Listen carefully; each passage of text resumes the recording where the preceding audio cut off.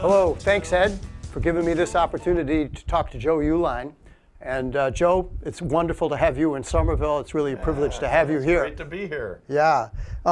So I just wanted to ask you, I've been very involved in the Green New Deal and, of course, years in the labor movement. Oh, yeah. And, it's kind of controversial. But, here in Somerville, I really feel like we need to begin to enact and build for this Green New Deal at the municipal level. And I'm just curious if you have any ideas about things that we can do right here in the community to begin to build momentum and to begin to implement some of the ideas. Yeah, absolutely. And I think the more we can do locally and regionally, state level, local, municipal, all feeds into helping enact a federal Green New Deal. Yeah. It's all about momentum. So at the municipal level, there's a lot that can be done about our carbon footprints, lowering our carbon footprint, reducing carbon emissions. People say, well, it's a global problem, global warming, climate change. True, but the change has to start in every community, every locality around the country. And we can do that with mini Green New Deals. We can also do job creation that creates good union jobs at municipal and state levels. And that's also part of the Green New Deal federally. So every step we take municipally is a step toward a bigger federal Green New Deal. So here in Somerville, one of the things that we've been trying to do is to address economic inequality, which is rampant in this community. The divide between the haves and the have-nots is growing, and people are being forced out of the community. We're losing local jobs. And I think that creating a Green New Deal and addressing economic inequality have to be completely interlocked. We can't move forward on one unless we're moving forward on the other. That's right. So we look here, and I'm not trying to play politics, but if we're going to implement the green economy and a Green New Deal, there has to be a commitment to creating these good union jobs. Our trash recycling, our electronic recycling. The company that's doing the electronic recycling in Somerville has been cited for not following good environmental practices. And they were, up until recently, dumping that stuff in China. So, all of this stuff has to wrap together, and it has to be comprehensive. And, this is where I'm hoping that we can go with the Green New Deal, so that the jobs in Somerville, picking up trash, recycling, the electronics program, all of that come together to create the good union jobs that our community needs. Well, here's the thing.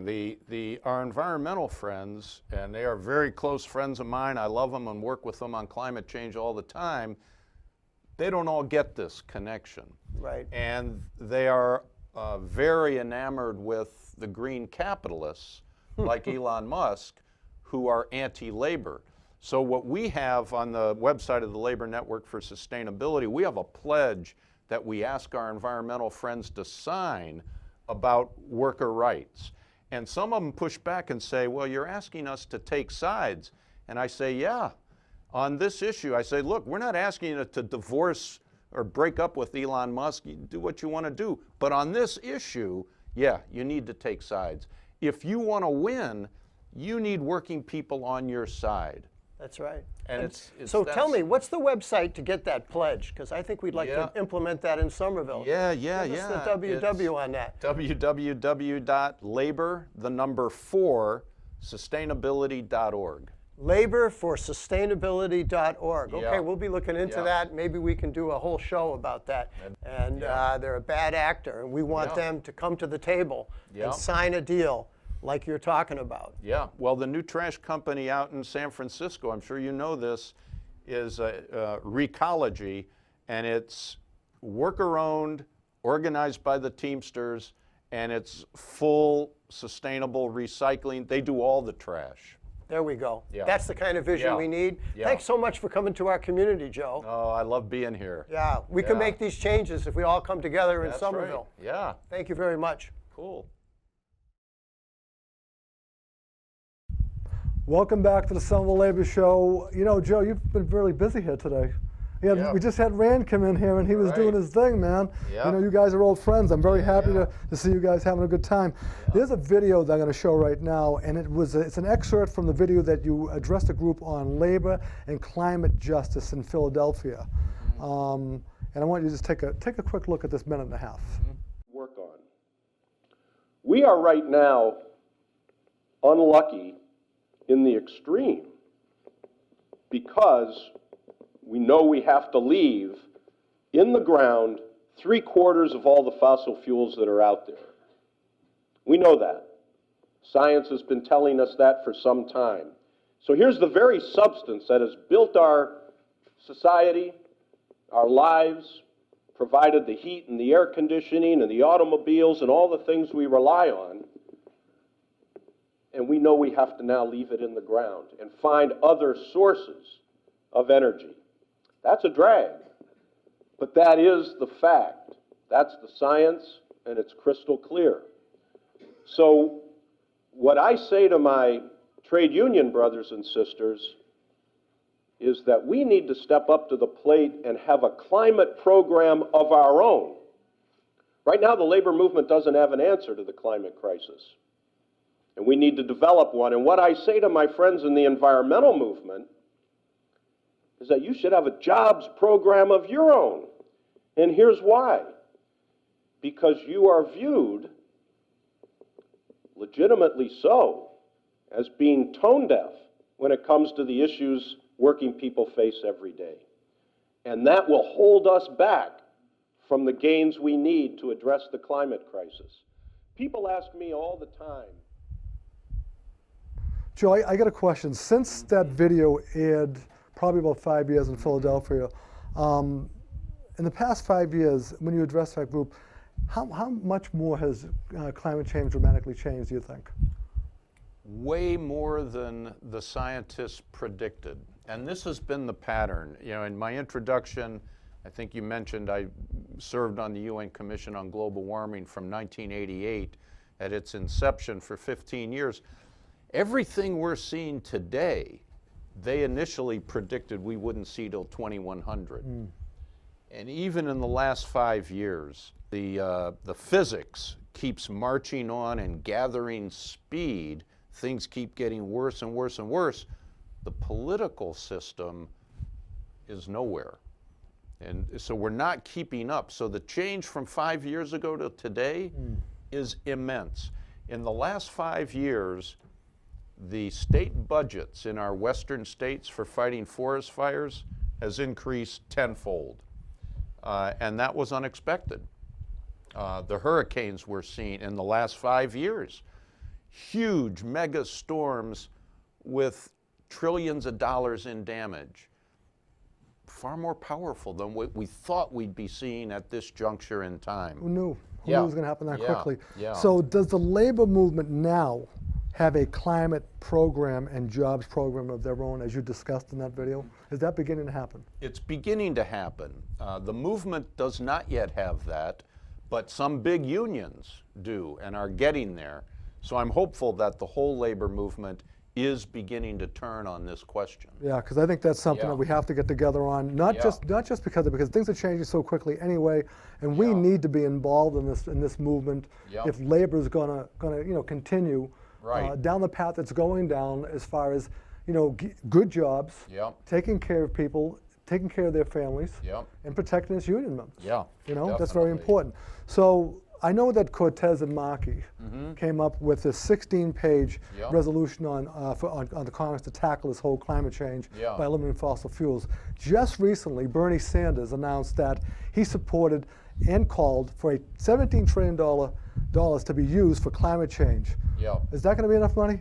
Not even close. Okay. It's a good start. It's a good start. But we need $40 to $60 trillion in the next 10 years. Okay. And the reason we need that is, one, for mitigation. In other words, we have to transition our economy away from fossil fuels to renewables. That's going to cost a lot of money. And we have to adapt and build in resilience so we can deal with the damage already done. And that's going to cost a lot. So, Here's one of the most important questions I always have to ask everybody when it comes to this. Where is this money coming from? And is it coming from the high earners of that 1% that has been discussed over the past several years to pay their fair share? Yeah. Is that where the money's coming from? Or Well, is that's part of it? one source. It's part of it. And I think if we tax the rich in the right way, we might be able to raise all the money we need. But I also think that, you know, if you look at the crash in 2008, you know, in a month, we found $1 trillion to bail out the very banks that tanked our economy. We have the money. Having the money is not the problem. The political will is the problem. That's what we have to mobilize. Our military budget has fat in it that can be trimmed significantly, and we can get, so there are a number of sources, taxing the rich, from the military, and frankly, we make money like we did at that time. We can simply just make it and put more money into the economy. If we have the jobs, okay, what I'm very interested in is what kind of jobs are you looking at in the future that we can count on so our families can earn a decent wage. I mean, if we're not going to be dealing with fossil fuel, what kind of jobs are we looking at? Yeah. Well, there are two parts to this answer, and one is the just transition concept that workers in fossil fuel industries who, through no fault of their own, are going to lose their jobs need to be compensated at the same level of pay they're now getting for 5 years. That's what we call for in a just transition. If you're in an oil refinery making $100,000 a year, then that's what your income is going to be maintained at for 5 years with benefits. So there's the just transition piece. But to get to your question about the jobs, they're going to be in transportation. They're going to be rebuilding our entire rail, both intercity and intercity rail systems, building the new rail cars, building electric buses, building the new grid that we have to support the new non-fossil fuel economy. They're going to be in agriculture. There's a lot, they're going to be in healthcare. There's a lot of industries where new jobs are being created. Well, to me, it sounds great to me. I'm excited about it. I hope it comes to fruition sooner than later, I can tell you that. On my end, anyway. So the Green Deal, do you think it's too aggressive and not aggressive enough? I think the Green, you're talking about the Alexandria Ocasio-Cortez the 16-page, and Senator Markey, Yes. the resolution. I think it's a beautiful aspirational document that gives us the North Star of what we need.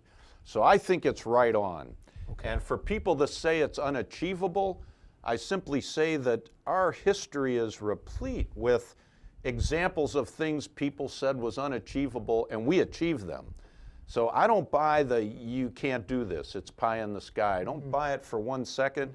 It's got in there, it's got all the climate stuff, the reducing carbon in the economy, it's got the Medicare for all, it's got our federal jobs guarantee, which I love, because a full employment economy is the best way to shrink the labor, not shrink, but tighten the labor market, which drives wages and benefits up and allows unions to do what they do best, negotiate good contracts. I think it's a beautiful piece of work and it's worth fighting for. I'm certainly going to fight for it. Excellent. That's what because you answered my question, because I was very concerned about what kind of jobs these are going to be. So one thing I wanted to mention, labor unions, we're not dead here in Massachusetts, okay? Right. No matter how much we complain and what we say, I can tell you right now, you're in friendly territory, I can assure you, Cambridge, Alston, Brighton, Harvard Square, MIT, Southie, North End, Dorchester, and of course right here in beautiful Union Square in Somerville. So we are here, and we hear it, and I believe this is the Mecca where hopefully we're going to get on board with a lot of this. I want to touch on just for a few minutes of your musical career, if you don't mind, because I know a lot of what you do is centered around your life and where you're from, and you know, all of that. So anybody, I don't know if you guys know it out there, but Joe actually saw Jimi Hendrix and Santana on the same bill All right, I would die to see that. Yeah. I missed out on that one. Okay, but that would have been fantastic. And I have to raise the issue of your very successful career as a musician, because I'm a '60s child. You'd never know that though, Joe. So let me ask you a question. We had a discussion earlier, and you mentioned something that struck me about being a musician at the age of 13. Yeah. At a state fair, was it something like that? Well, it was. We were our first gig. So this was 1965, and we were all, turned on by the Beatles, and everything was happening musically. And we formed a band. Our first gig was at Cedar Point, which is an amusement park west of Lorain, Ohio. And you had to be in the union to play there. And all our parents were in the steel workers and the auto workers. So we were all like, yeah, right on. And we went down and joined the union. Did that gig, and I never looked back. I've been in the musicians union for 54 years. It's actually pretty cool. 13 years old with a band. I mean, they did a lot of that around here too. Yeah. We had music was everywhere. Yeah. So now you have a band called the Uehliners. Right. And that's been going on for how many years? 16 years. 16 years. And so how many CDs do you have out right now? We've made 2. Okay. And I've made several before the band. All right. Yeah. And you play local over in the D.C. area? And you travel we around? play all the great venues in D.C. and all the We got to bars get you here in and Somerville, clubs, man. and I would I love mean, to we've do got it. so many pubs and bars here. yeah. I mean, it would be fantastic to have you here. I'd love I'll to tell do you. it. There's a song, a lot of your songs, I know you relate to Woody Guthrie, and obviously he was a big influence on you. Huge. And we do a lot of Woody Guthrie songs, but Woody flavored songs. But as a working band, you have to do a lot of different kinds of music to get gigs. Right. So we sort of say the band is kind of Woody Guthrie meets Jerry Garcia meets Merle Haggard. And that's a spectrum of our musical loves and interests. All right. Yeah. I love that. So what is it like to be a musician and using your labor organizing background as well as an environmentalist? Well, it's great, and I'm having a great time at it. The thing for me is that art is a critical complement to activism. Always has been. No matter how brilliant our attempts to inform, no matter how brilliant our white papers and studies, it's our ability to inspire that makes a difference and builds a movement. And art reaches people in the heart, not just the mind. And that is really important to me, and so that's how I try to use my music to build the movement. So you answered my next question, so I don't have to ask that question, Joe. You got right there, man. So in the opening, we did a song called, from your recent CD, You Can't Giddy Up by Saying Whoa. Yep. There's another song that is of great interest to me, and I heard that you had your experience out of Chickasaw County with union organizing out there. Yeah. And you were out there talking about the song that you wrote. Yeah. Can you tell us what the name of that song was? Yeah, that song is called Hands, and it's about a woman I met in Chickasaw County, worked in a furniture factory. And, when you first approach a worker, and this is not unique to the South, but they're afraid. You're there to talk about the union, and they're afraid. So they tend to look at their hands a lot. They sit there looking at their hands. And so I took that theme and wrote a song around it, and how you can turn that fear into hope and determination to build a better life. Well, we are going to play that song. Good. On this show for you. The guitar that you see here that we have behind it, this is basically a tribute to you. Yeah. We appreciate your appearance here. The song going out, Sweet Lorraine. Can you give us a little background on Lorraine before we Lorraine, close out the as show? in the city in Ohio where my story starts. And that song is about, the first verse is my dad, who always said, when you're 17, go to work in the mill. You're on your own. My mom, the second verse is, well, wait a minute, maybe you should get an education and, get out of this place and do something with your life. And the chorus is all about life on the banks of the Great Lake Erie, which to me was just awesome. And the final verse is about the stories I tell my kids about growing up along the Great Lake Erie. But it's an autobiographical song. Excellent. Well, Joe, it's been my honor to be here with you. I can tell you that right now. My honor.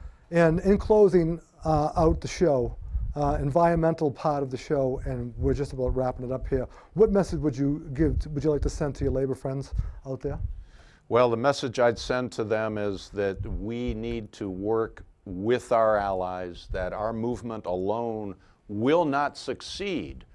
We're in trouble as it is, but we'll do much better if we build a broad base of allies to work with. And the environmental movement is ripe and ready and want to work with us. Excellent. We should do it. Well, I'm going to tell you, Robert Zimmerman, also known as Bob Dylan. Maybe some people don't know that. Yeah. You know? And I always love that. You better start swimming or you'll sink like a stone. Yeah, because the times are changing. Yeah, and I'll tell you, man, it's changing a lot quicker than we thought. Yeah. So we are going to end this show. We are going to go out with Lorraine. I'm going to go home and learn that Dylan song and add it to our repertoire. I'm glad you raised it. And we should go out with the Sweet Lorraine. That'd be awesome. I love it. Yeah. Joe Uehlein, you're a good man. Thanks Thank for you very having much. me. Oh, what a pleasure it's been. I enjoyed this very much. I want to thank you guys all very much. I want to thank Ram for stopping in, and thank everybody.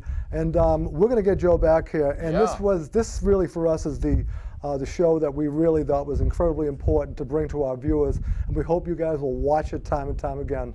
Once again, my name is Ed Helms, the Somerville Labor Show. I want to thank Jude Sylvain, who is our technical director, and the assistant, Greg. And if it wasn't for Greg Hill, I can tell you, Joe may not even be here. Right. So I want to thank Joe for being here and all this back and forth. And I've been living like in Joe, hit the Uehlein thing for 4 months, man. So for me, it's been great.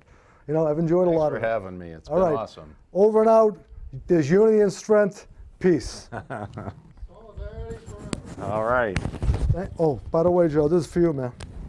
Oh, thank you. Wow, that is so cool. This is an Only Ensemble T-shirt. Yeah. Okay, I should have gave it to you in the air, but that's okay. I love it. It'll shrink up. Don't worry about it. I love it. All right.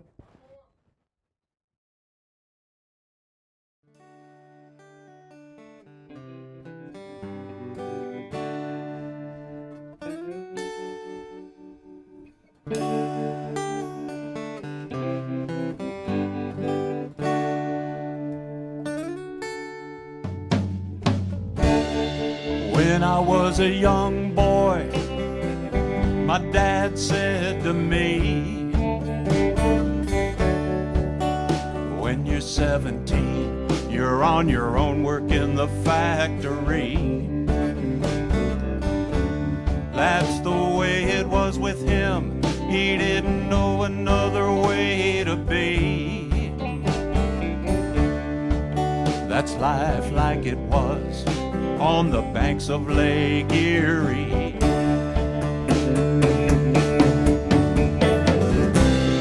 Sweet Lorraine, smokestacks calling me. Sweet Lorraine, calling me. Now Mom, she had a different plan. Said schooling was the thing for me. You don't want to spend your life working in the factory. Go on, get out of this place, see what you can be. That's life like it was on the banks of Lake Erie.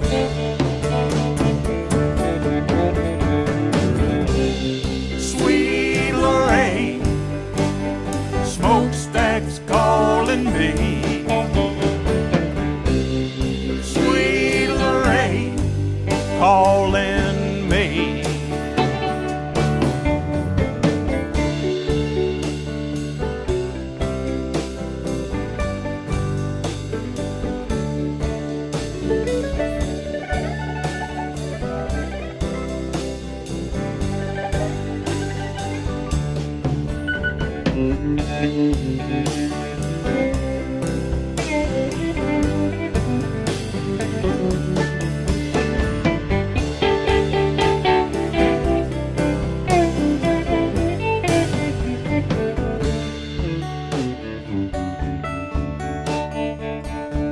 Now all of these years have gone by, I still think about those days.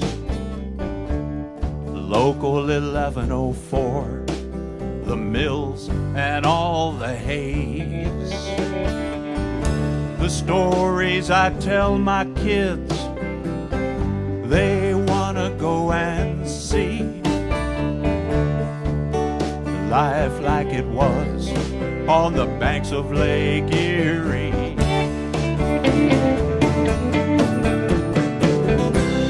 Sweet Lorraine, smokestacks calling me. Sweet Lorraine, calling me. Sweet Lorraine, smokestacks calling me. Sweet Lorraine, calling me.